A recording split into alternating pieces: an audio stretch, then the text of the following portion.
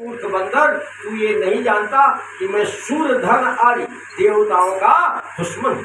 राम को देवता तो माना, हाँ अभी तक तो इंसान मान रहा था, अब इतना डांट पड़ी अंगद की तो देवता माना। अब क्या कहता है, अंगद ने कहा था कि तुम मेरे पिताजी के मित्र हो, तो आप पूछता है समझ नहीं पाया कि इसका बाप कौन है। तो कहता है कहु निज नाम जनक कर आई और के ही नाते मानिए मिटाई। अरे भैया जरा एक बात ये तो बता, अपने बाप का नाम मुझे बता दे। कहु निज नाम जनक कर आया, जनक माने बाप, अपने बाप का नाम तो बता और के ही नाते मानिए मिटाई। और किस कारण तू अपने बाप से मेरी मित्रता मानता है, वो कारण बता दे। क्या बात, मेरे बाप की मेरी कैसी मित्रता है मैं समझ नहीं पा रहा हूँ, वो पहले बता मुझे, नहीं तुझे मार काटू मित्र का दोस्त है, क्या बता। तो कहता अंगद कहता है अंगद नाम बाल कर बेटा, हे रावण मेरा नाम अंगद है और मैं वानर राज बाली का पुत्र हूँ। अंगद नाम बाल कर बेटा, तासो कबहू भई ही भेटा। बोला क्या मेरे पिताजी से बाली से कभी भेंट मुलाकात हुई है? कह रहा क्या भेंट मुलाकात कभी उनसे हुई है? क्या बात है। तब अंगद वचन सुनत सकुचाना, अंगद की बात सुनकर शर्मा गया। वे इसके बाप के कांख में 6 महीना दबा रहा, 6 महीना दबा रहा। अब ये 6 महीना क्यों दबा था कांख में, क्यों दबा था, ये सब आप लोग को इसमें मैं कैसे, ये ऐसे दबा था कि उसको जीतने की इच्छा से एक बार चला आया तो ये बहुत तप करता था बाल, ये सब तपस्वी थे, रावण भी तपस्वी था, लेकिन ये राक्षस वृत्ति होने के कारण ऐसा जगह चुनता था। बाली कर रहा तपस्या, ये उसे ललकार रहा, बार बार उठा रहा, तपस्या भंग कर रहा। बस इसने बाली को पकड़ के कांख में दबा लिया। बोला पूजा तो करता रहूंगा। बाली ने दबा लिया, बाली ने रावण को दबा लिया कि भाई पूजा तो करता रहूंगा, पूजा नहीं छोड़ूंगा। क्या तपस्वी था, उसने दबा लिया। अब पसीना आया 6 महीने बाद, पसीना किसी दिन ज्यादा आ गया, गर्मी बढ़ी थी ऐसे जैसे आजकल चल रही है, वो निमुक गया, फिसल गया और आ गया। क्या हुआ,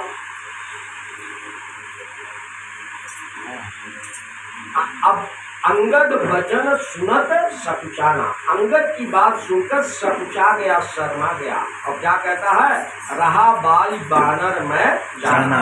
हाँ मैं समझ गया अंगद बाली एक बानर था, मैं समझ गया, मैं जान गया वो कौन था, एक बानर था। अच्छा तब कहता है अंगद तहीं बाली कर बालक। अरे अंगद तू उस बाली का बेटा है, उपजहु वंश अनल कुल धारा। अरे तू तो वंश में आग यानी कुल का नाशक, कुल धारक, कुल को नाश करने वाला तू क्या पैदा हो गया, आग पैदा हो गया। उपजहु वंश अनल कुल धारक, तू वंश में अग्नि कुल को पूरे फूंकने वाला बेटा पैदा हुआ तेरे पर। और फिर क्या कहता है, गर्भ मन गए व्यर्थ तू जाए। अरे तू बिना मतलब पैदा हो गया, तेरी माँ का गर्भ गिर गया होता तो अच्छा होता, तू जिंदा न होता। गर्भ न गए, ये तेरा गर्भ गिर जाना चाहिए था। व्यर्थ तुम जाए, तुम्हें तो बिना मतलब तुम्हारी माँ ने पैदा किया है। निज मुख तापस रूप कहा है, अपने मुख से तुम वो तपस्वी राम का रूप बतलाते हो, तुम्हें शर्म नहीं आता। बाली के बेटे हो तुम, उसके सामने कोई टिकता नहीं था और उसका बेटा होके तपस्वी का दर दर घूम रहा, कपड़ा नहीं, लत्ता नहीं, जूता नहीं, चप्पल नहीं, घर नहीं, दरवाजा नहीं, उसका दूध कहता है तू। रावण भड़का रहा है अंगद। तो कहता है अब कहूँ कुशल बाल कहाँ आई। अच्छा अब अपने बाप का कुशल क्षेम बता, कहाँ है, कैसे है, तुझे कैसे यहाँ आने दिया। अब कहूँ कुशल बाल कहाँ आई, बिहस बचन तब अंगद कहा। तब हंस के अंगद ने कहा, अंगद ने क्या कहा, उत्तर देता उसके बाद का, 10 दिन 10 गए बाल पह जाए, कि 10 ही दिन लगेंगे जो तुम्हारे कर्म चल रहे हैं।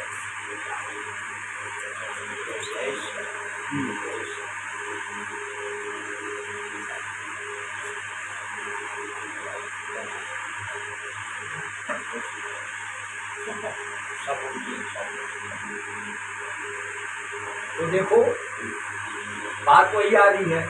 वो रावण पूछता अब बता तेरा बाप बाली कहाँ है, कैसे उसका कुशल क्षेम बता। तो कह रहा है दिन 10 गए बाल पही जाई, बूझो कुशल सखा उड़ लाई। कह रहे 10 ही दिन रह रहे हैं तुम्हारे लिए, 10 दिन बाद तुम भी मेरे पिताजी के पास पहुंच जाओ, वहीं पहुंच जाओ और वहां जाकर अपने मित्र को गले लग के हालचाल पूछ लेना। मैं इस समय उनका हालचाल बताने लायक नहीं है, मेरे पास सूचना नहीं है। वो कैसे मेरे पिताजी 10 ही दिन रह रहा, 10 दिन बाद तुम भी वहीं पहुंच जाओ और अपने बूझो कुशल सखा उड़ लाई, अपने सखा को अपने मित्र को उड़ लगा के हृदय से लगाकर गले मिलके समाचार पूछ लिया। क्या बात है। अब बोले अच्छा, बोले हाँ। कहता राम विरोध कुशल जस होई, सो सब तो ही सुनाई सोई। राम जी का विरोध करने पर जैसा कुशल मंगल होता है वो बढ़िया मेरा पिता ही बता पाएगा, क्योंकि मेरे पिताजी ने भी उनसे विरोध किया। मैं राम के विरोध में नहीं हूँ, मैं तो राम का सेवक, राम के सेवक का सेवक। ये काम जो करते हैं उन्हीं से पूछो, उन्हीं से पूछो। अब जिसने जो चीज कभी न खाई हो उसका स्वाद कैसे बताएगा, कैसे बताएगा। और खाया भी हो, मूक हो अगर, तो कहते किसी गूंगे को बहुत बढ़िया स्वादिष्ट व्यंजन बताओ और कहते भैया कैसे लगा, तो आप बोलेगा क्या समझ पाओ, क्या करेगा, अच्छा बना है कि बुरा बना। तो ईश्वर की दुनिया, ईश्वर का जो माया है वो अद्भुत है, अलबेला है, किसी के समझ में आज तक आया नहीं है। तो ये भी कह रहा है कि राम विरोध कुशल जो सुन, राम जी का विरोध करने पर, राम जी से दुश्मनी मुठभेड़ लेने पर जैसा कुशल होता है, जैसा कुशल होता है, ऐसा भला होता है, ये मेरे बाप के ही बस का है बता पाना, क्योंकि उन्होंने विरोध किया था, उनको पता होगा। मैंने तो विरोध किया नहीं, मैं कैसे बताऊँ। ये इस प्रश्न का उत्तर मेरे पास नहीं है, मेरे पिताजी ही देंगे और तुम्हें वहाँ जाना पड़ेगा, इतना मैं जानता हूँ, क्योंकि इतना बड़ा पाप तुमने कर डाला। 10 ही दिन रह रहे बस, 10। क्या बात। तो डांटता है अंगद, इसको अंगद को शांति दूत कहा गया।